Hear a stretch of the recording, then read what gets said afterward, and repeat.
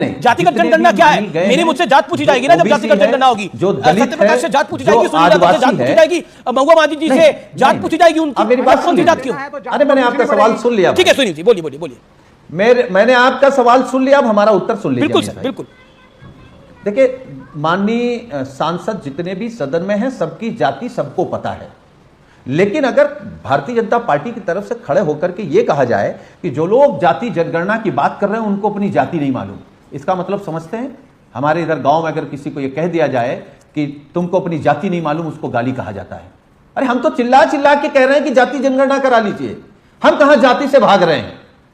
लेकिन आपके कहने का तरीका अगर गलत होगा तो उस पर आपत्ति मानिए। ठीक है, अजालो मुझे लगता है सब व्यक्ति भी कहने का तरीका गलत मानेगा, पूछने का तरीका गलत था, सलीका गलत था। सलीके से पूछो तो सब जवाब मिलेंगे, सलीका तरीका सीखना होगा।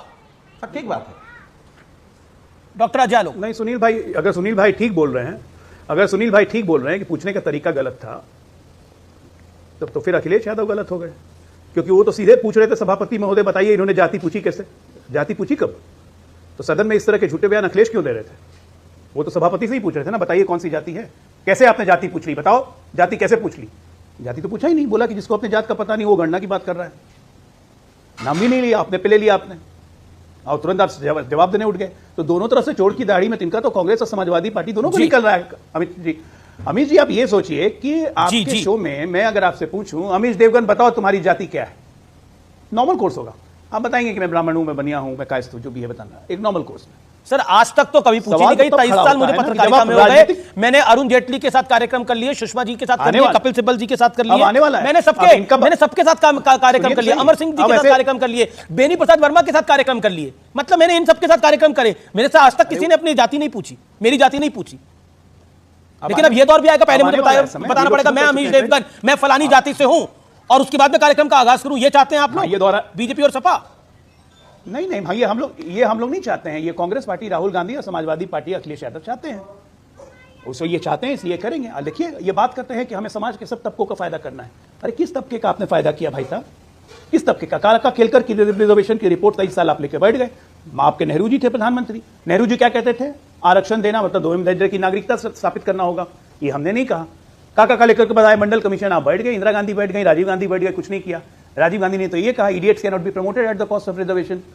बुद्धुओं को आगे नहीं बढ़ाया। बिल्कुल आप राजीव गांधी के लेकिन सुनिए लोकसभा में 1.5 घंटे का भाषण आरक्षण के विरोध में दिया, ओबीसी कमीशन को रेगुलराइज नहीं किया, उसको संवैधानिक दर्जा नहीं दिया। जब राहुल जी और किसका फायदा किया है? राहुल जी जजेस की जाति पूछ चुके हैं भारत जोड़ो यात्रा के अंदर, राहुल जी अफसरों की जाति इसी सदन में पूछ चुके हैं कई बार, ये बात तो कोई डिनाई नहीं कर सकता। पत्रकारों की जाति तो पूछ ही चुके हैं कई बार, मतलब उसकी तो गिनती काफी लंबी है। लेकिन क्या आपको लगता है कि पिटवा चुके हैं पत्रकारों को? जी, इस जाति वाले मामले में कहीं ना कहीं विपक्ष अपने जाल में फंस गया है। पहली बार ऐसा दिख रहा है कि अपने जाल में फंसा है विपक्ष। अमीश भाई, मैं आपके कार्यक्रम में इस बात को भरोसा दिला रहा हूं, इस देश के कुछ सामंती सोच के लोग नहीं चाहते कि इस देश में जाति जनगणना हो, लेकिन वो सर पटक लें, अपना सीना पीट लें, इस देश में जाति जनगणना होकर के रहेगी। और उसका कारण बता रहे हैं। बहुत बढ़िया बोला आपने, इस देश में कुछ सामंती लोग नहीं चाहते जातिगत गणना, बहुत अच्छी बात है। मैं कोट कर रहा हूं हिस्ट्री से, 1951 में पंडित नेहरू ने जातिगत जनगणना के बारे में क्या बोला था? पंडित नेहरू ने बोला था 1951 में जातिगत जनगणना देश की एकता के लिए खतरा है, देश को एकजुट रहने की जरूरत है। उन्होंने कहा था जातिगत जनगणना देश के लिए खतरा है। क्या सामंतवादी सोच थी पंडित नेहरू की? राजीव गांधी ने क्या बोला उसकी तो मैं बात ही नहीं करता अभी।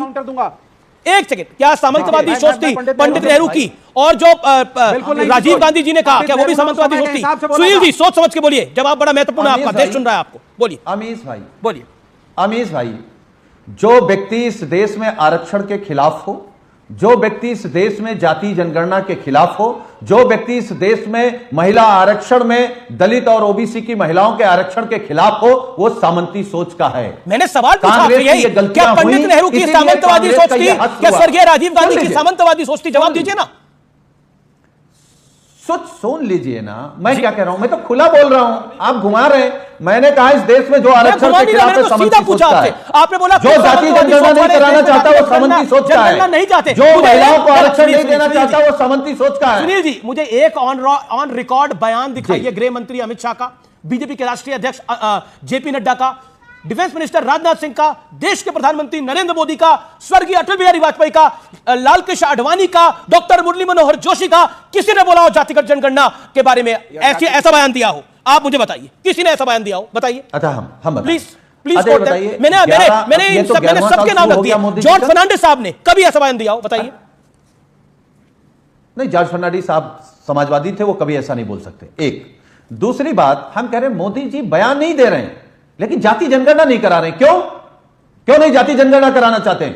क्योंकि ये उस सोच के, उस विचारधारा के लोग हैं जो 85% पिछड़े, दलित, आदिवासी, शोषित, वंचित, पीड़ित लोगों का शोषण करने के पक्ष में रहे हैं। ये आज भी नहीं चाहते हैं कि 85% आबादी अच्छा खाए, अच्छा पहने, अच्छा रहे, अच्छा दिखे। ये बयान दे रहे हैं, ये लोग आज भी नहीं चाहते कि वो अच्छा दिखे। सुनील यादव जी, धैर्य से सुनिएगा। भारतीय जनता पार्टी ने बिहार में जब जातिगत सर्वे हुआ, उसको कदम से कदम मिलाकर समर्थन दिया, और अभी जो केंद्र में सरकार बनी, देश में पहली बार 29 ओबीसी समाज से लोग देश में कैबिनेट मिनिस्टर हैं, मंत्री हैं। ऐसा पहले कभी नहीं हुआ। भारतीय जनता पार्टी ने रामनाथ कोविंद जो दलित थे उनको राष्ट्रपति बनाया, द्रौपदी मुर्मू को राष्ट्रपति बनाया, और आपकी पार्टी ने समर्थन नहीं दिया। आप उस पार्टी से हैं जिसने दलितों के, रुक जाइए, जिसने दलितों के अधिकारों को कुचलने का काम किया। आप उस पार्टी से हैं सुनील यादव जी, जिसने उसके प्रमोशन के, आरक्षण का विरोध किया। आज आए हैं गाल बजाने कि जाति का कल्याण करना है। वास्तविकता है देश में पहली बार। अच्छा, एक मिनट सुनील यादव जी, एक सवाल का जवाब दीजिए। मंडल कमीशन कांग्रेस के समर्थन से पास हुआ या भाजपा के समर्थन से? Good point. मंडल कमीशन किसके समर्थन से पास हुआ? ये देश जानता है। मंडल कमीशन में राजीव जी की क्या राय थी, कांग्रेस की क्या राय थी, इसके बारे में देश जानता है। लेकिन मैं फिर महुआ माझी आपके पास आता हूं। महुआ माझी, the bottom line is this, the big question is this, जो आज के इस कार्यक्रम का सबसे बड़ा प्रश्न है कि आप पूरे देश की जाति पूछ सकते हो, लेकिन नेता की जाति नहीं पूछ सकते। आप मीडिया से जाति पूछी जा रही है, जजेस से जाति पूछी जा रही है, जाति नहीं पूछी गई है, वो तो खुद नहीं। अगर पूछी भी गई है, पहले मैं क्लियर